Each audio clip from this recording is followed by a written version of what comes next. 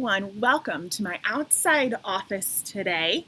I wanted to share with you in this episode of Education Closet on Demand the importance of switching up your workspace. So in the summertime, which we're in June right now, so this makes sense, and when it's a nice day outside, there are often times that I will come out here with my laptop for a change of pace and just work on the conference or our classes or answering emails. And it's not for very long. Typically, I'm only out here for maybe 30 minutes, maybe an hour. But it's enough to jog my mindset, especially when I'm having some difficulty feeling creative. And so as creative individuals, we often think about get out of the space that you're in, get out of the rut. But how do you do that?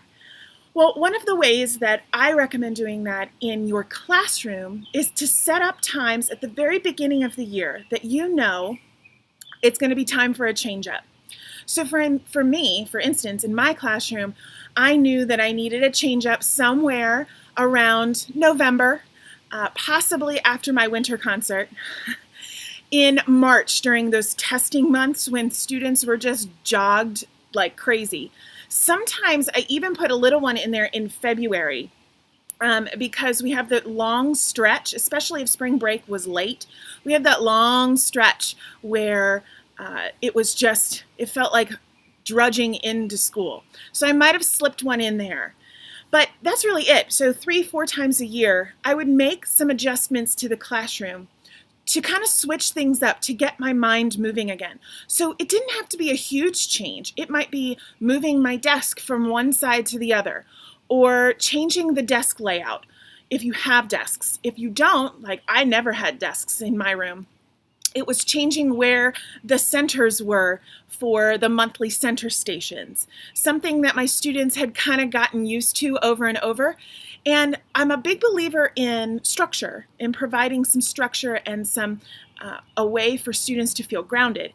But I also think that when you switch up some things just slightly, not totally changing the structure, not totally changing what's on your walls, but just a little minor adjustment here and there gets us out of our rut.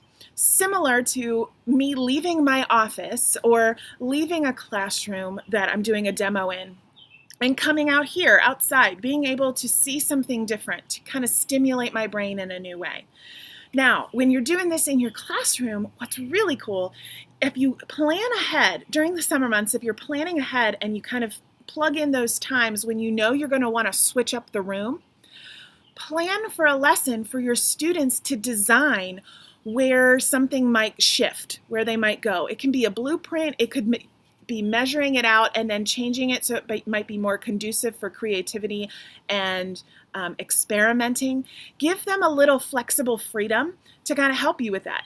So if you're an arts educator and you see multiple grade levels or multiple levels of students, try rotating who gets to do that. If you're a classroom teacher, kind of get students in student groups, maybe design it, pitch it to each other, and then vote on which one you want to try, and then let them know there will be multiple opportunities for that. So that's just one way that you can hand it off to your students. If you're not comfortable with that and you want to just do it yourself, that's fine too. But this makes it into a learning opportunity.